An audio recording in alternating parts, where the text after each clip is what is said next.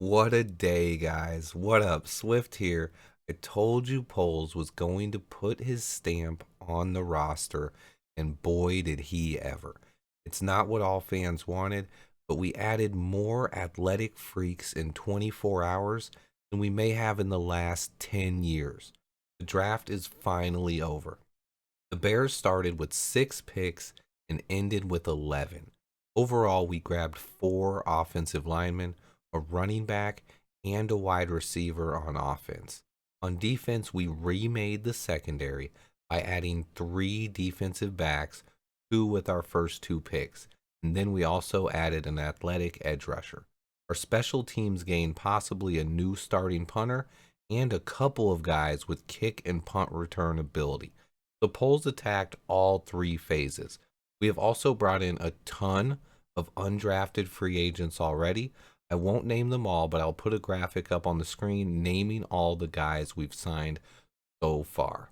15 plus, and there's 5 guys we've invited to camp. I feel like I've mentioned the depth in this draft before, right?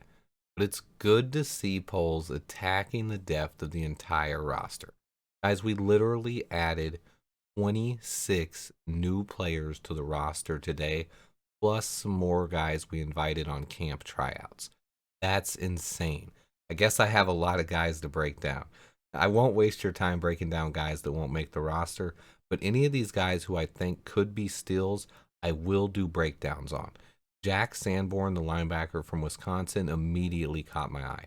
He is a really good football player.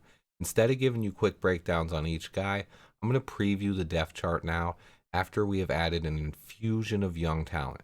Most of the undrafted free agents I haven't slotted in anywhere yet. If they impress me, that will change later.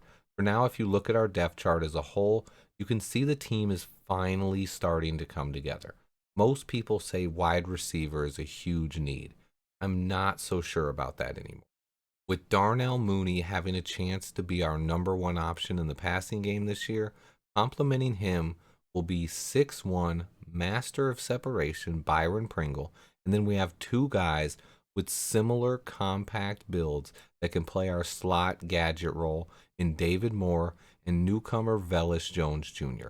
Both guys have the speed to take it to the house, and both have those are built more like running backs.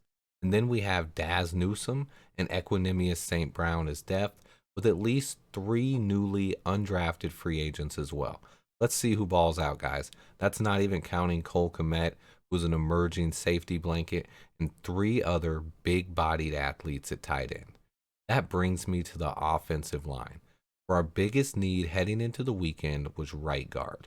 We did add 4 linemen in the draft, but until I do full breakout downs, I can't confidently say if any of them will come in and start at right guard over Dozier yet. I will get to those breakdowns soon, though. For now, the biggest takeaway is I think Poles at least likes what he has seen from Borum and Jenkins so far. Adding an athletic swing tackle like Braxton Jones just adds more talent to the tackle position. We added 2 tackles, one that can play guard, and then another guard and a center. Plus, we added more in the undrafted free agent group as well. I don't think it's a huge stretch to say that one of these guys will take Dozier's job, with Zachary Thomas being my early favorite. I have him listed as the backup for now, though.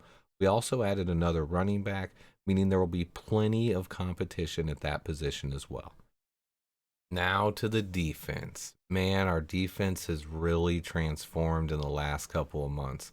Gone are the old veterans, and in comes an infusion of talent and playmaking ability in the secondary. Just look at our secondary now.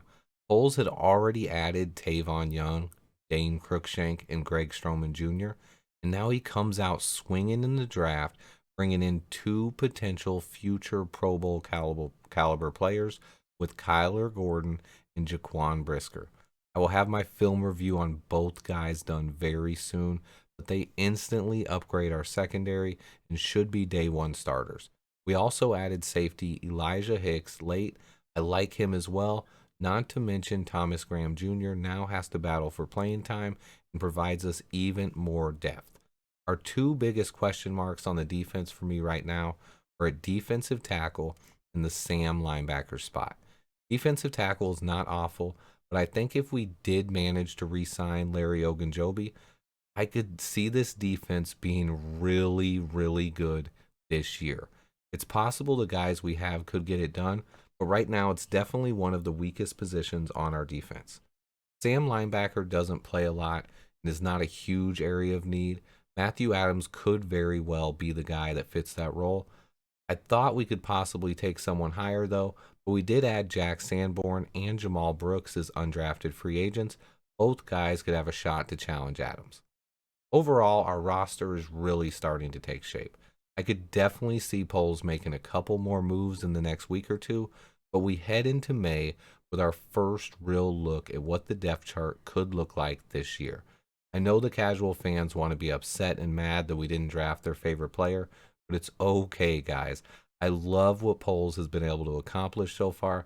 Every position on the roster now has some young, athletic talent to work with. When was the last time you could say that? Thank you guys so much for tuning in. Please hit the like button on this video. I appreciate you guys so much. Until next time, which will be tomorrow morning, I'm dropping videos all day, every day this weekend. Bear down.